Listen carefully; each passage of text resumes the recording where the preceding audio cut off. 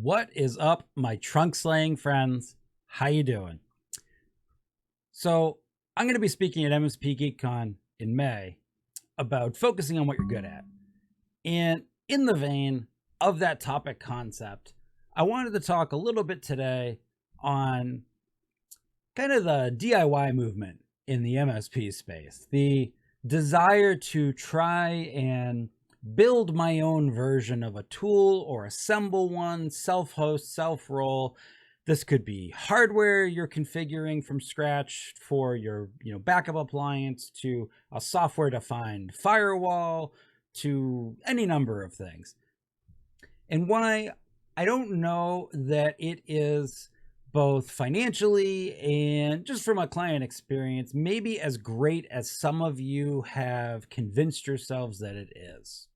So for those that are not aware, I fancy myself a hobbyist woodworker with designs to one day retire from all of this IT nonsense and just make tables and chairs for people. We'll see if that ever happens. But as a result, I watch a lot of woodworking content, and a big thing in the DIY, home garage woodworking arena that started about 10 years ago on Pinterest was this upcycling idea of using pallet wood to build furniture. I'm sure if you haven't already seen this somewhere, if you Google like pallet wood furniture or something, you'll get what I'm talking about. And if you get into this hobby at all, and I'm not knocking the hobby, I think it's awesome. Upcycling's awesome. It's an art form. It's a whole mindset. It's super cool. And pallet wood furniture is really interesting, and some of the stuff people create is nothing short of impressive. But if you get into this, what you'll notice is that most of the videos that advocate how or why you want to make pallet wood furniture really focus on two things. They focus on the input material is free, i.e. pallets are free, and the output is you can sell it for quite a bit of money, often as much as furniture made out of store-bought fine lumber. And I find that same mentality is very, very common in the MSP space, with this idea that if I do it all myself, that I will have complete control over the margins, and I will have complete control over the client experience. And just like with those pallet wood videos, yes, that's true in ideal conditions land, but it's not actually true in the real world. And we all tend to gloss over that a lot. And that's what I want to beat you up a little bit about today. So to give you some examples of what I'm talking about, this could be anywhere from somebody who's doing something like Untangle or pfSense as their firewall, up to somebody who's doing something like 3CX self-hosted for their VoIP, to somebody who's building their own servers out of refurbished hardware, and using a free or freemium or open source tool like maybe like Tactical RMM. And there's no like one particular way to do this right or wrong. It's more just this idea that I'm gonna have an input that is either free or extremely low cost, and then rather than paying someone else to do it, I'm going to build it, host it, run it, maintain it. I'm going to DIY it. It's that mentality in the MSP space, which is super common because it's super entrepreneurial. And, well, a lot of us are entrepreneurs, so that all makes sense. But that's the type of thing I'm talking about. What I find is often the case, and it's the same problem in the woodworking community, is we don't necessarily do a great job of tracking all our costs along the way. We tend to focus on the initial cost of materials or goods, and then the final sale price, and everything that happens in the middle, we tend to brush to the side as either, well, we were having fun doing it, or we somehow account for that time under something else. And in our MSP world, that tends to mean we just shove it over under the support agreement. And what that ends up meaning is I don't think many of you actually have as accurate an idea of the margins you're making as you might think you are. And I have a feeling that if you found out how low the margins really are, you might start to reconsider if the juice is worth the squeeze. So I was watching a video recently that talked about this topic for pallet wood. And the guy went in and he built two identical pieces of furniture, one out of free pallet wood and the other out of the lowest cost furniture grade lumber, poplar, which is barely furniture grade lumber that he could find. So one, the initial bill of materials, $0. And then the other, the initial bill of materials, like $150. And he tracked all the time it took him to build both tables that were identical and then auction them. And they ended up selling for almost the exact same price. And he went back and then broke down what his hourly rate would have been. And what was interesting was the table where he bought materials to begin with, his hourly rate was like $42 an hour. The table where he had free materials, his hourly rate was like $20 an hour because it took like almost 3 times as long to do it from scratch. And I think that right there is the issue that I have a feeling a lot of my trunk slaying friends are dancing around or avoiding or sort of accidentally ignoring. So for a lot of us, we are probably tracking the initial cost of whatever it took, the initial bill of materials to self-roll our project. But my guess is we are not tracking everything that comes next. Some of you, I'm sure, are tracking an initial project to set it up or get it configured. And you know what? Good for you. But I bet after there is where it stops for most of you, and it just rolls into your support agreements. And besides the fact that that is a whole other conversation we can have about profitability of your support agreement, it robs you of the ability to explicitly track exactly what your margin was on these self-rolled products. And before you say, no, I track that, I don't believe you. And if you are genuinely claiming you track every single minute it takes you on your self-rolled projects to install them, to configure them, to support them, to replace them, to refresh them, everything has been discreetly tracked separately, not absorbed under the support agreement. You can show me that. That's awesome. Good for you. I'm very proud of you. And you're probably running an MSP where you are able to make really good data-driven decisions, and everyone else who's listening should go listen to you because you're very smart.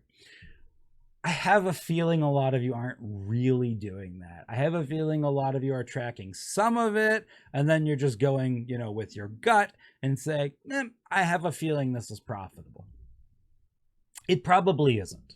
There are other reasons that I won't get into in this particular video about why self-rolling your own stuff probably isn't the best scalable business idea. To tie it back to my MSP Geek Talk, if for no other reason than it's not your core business model and it's not ultimately what you're great at, it's something you're just good at.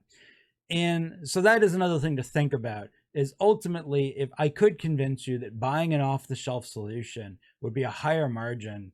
And if we're going to do like the game tier ranking, like most of you aren't making S tier self-hosted solutions. Even if you think you are, you're not. You're making like B tier, which is fine. Nothing wrong with that. Like that's good. It's good enough, but you're not making better than what is potentially available already made for you. And if you're sitting there saying, yes, I am. No, you're not. No, you're not. Stop it. No, you're not. That's just something that we tell ourselves to feel better. The same way that I will look at a custom piece of furniture I spent a long time on and be like, well, this is better than what I could buy at the store. It's made out of nicer wood than what I could buy at the store, and it was handmade, but some cost fallacy doesn't mean it's better. So let's not go down that path. There are plenty of other reasons I know you all are already aware of. Supportability, warranty, replaceability, security, scalability. There's all these reasons kind of not to do this that you can beat yourselves up about on your own time. I won't focus a lot of time in this video beating you up about. We've accepted there are a whole slew of reasons why doing it yourself could cause you to fall flat on your face. And just kind of focusing on this idea only in this video of just margin and if the juice is worth the squeeze. There was an important point that the pallet wood video made at the end that I think is important making here. And what he basically said was making the furniture out of the free pallet wood a lot more work, and in some cases a lot more frustrating for a lot less per hour return on his investment. Yeah, it sucked. It was a terrible way to run a business, but he had a really good time doing it. And he talked about how fun it was and how cathartic it was to start from literally garbage and turn that into something. And I do think that is an important point worth mentioning. If you are aware that your self-rolled whatever is very low margin, but you love doing it, or your team loves doing it, I don't think that's bad. I just think you need to be aware of that and able to understand and admit it. So if you're like, listen, Dean, like we love building out pie holes for DNS protection. Our team loves it. They love making, updates to the repo for it. They love building Raspberry Pis. I understand that I'm like 8 points when I sell it. Like I'm basically breaking even, but the team freaking loves doing it. It makes them happy. Good for you. Seriously, I mean that. Good for you. And that's all I'm asking in this video, is that MSPs, you really do have a good ownership and understanding of the actual margins you're making on these self-hosted products. And if the margin is crappy, but you love doing it, then keep doing it. That's fine. At that point, that's a business decision. It's not a business decision everyone will make. It's not a business decision that's going to help you grow your business, but it's one that gives you joy. And I don't think there's any lack of value in doing something that brings you joy, as long as you're aware of the fact that you're not making money from it. By the way, and I saw this a lot when I worked at OIT, this is why so many of you, and I am also one of these people, who go and self-roll something, don't charge enough for it. So if you are listening to this video and you are stubbornly crossing your arms and saying, I'll make my own, in this case, I do my own phone system, and I'm not going to listen to you, Dean, because what I can make with my team is better. If you're just absolutely insistent on that point, all right, fine. Charge appropriately, because like I can only speak for myself, and I won't call out other MSPs I saw doing this, but I saw a lot of them when I was at OIT. When we were a 3CX shop at my MSP, we charged like $9 a seat because it was basically free to run our own 3CX system. So we're like, wow, we can afford to be price competitive. And I just want to point out that you still lose by doing that, whether you're self-rolling or buying an off-the-shelf solution. You really should charge appropriately. And like if you manage to make it DIY work and you can do a 200% markup on it or something, that's a good thing. Good for you. Like you're not a bad person if you're only paying $3 internally cost and you want to mark it up more than 20 points. Like that's okay.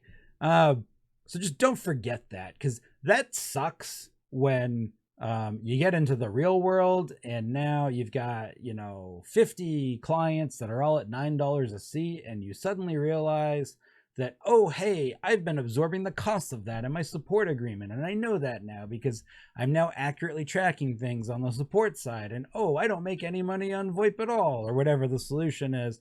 And I want to change my mind and charge appropriately. Well, now you kind of can't, because jumping from $9 to $20, a lot of clients aren't going to eat that. So for whatever it's worth, if you are insistent on ignoring everything else I said in this video, do make sure you are charging in, valid market rate for whatever your self-rolled service is, and don't discount it out of your own pocket because you made it yourself. So I look forward to seeing hopefully some of you at MSP Geek, where we'll talk a little bit more about focusing on what you are good at and how to say no to things that maybe are not in your best interest, your line of business, or your expertise, and why that's okay.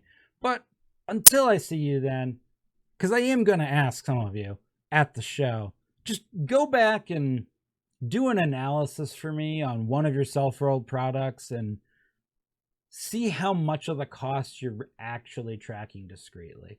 And if you come to me and you tell me, you know what, I looked at it and I'm only tracking 40% of them or 50% of them, and you're right, the rest of them are just getting rolled under support, that's fine. We can talk about how to fix that. Like, acceptance is the first step. But just don't come to me and lie to me and tell me that you're tracking everything perfectly and you're making a ton of money on your self-hosted thing. Because no, you're not. And I know you're not. And you know that I know that you're not. Let's track everything a little better. And it's okay to love your hobby. And if that's why you're doing this, just because you love it, just own that. Have a great Thursday, everybody. I'll see you in May.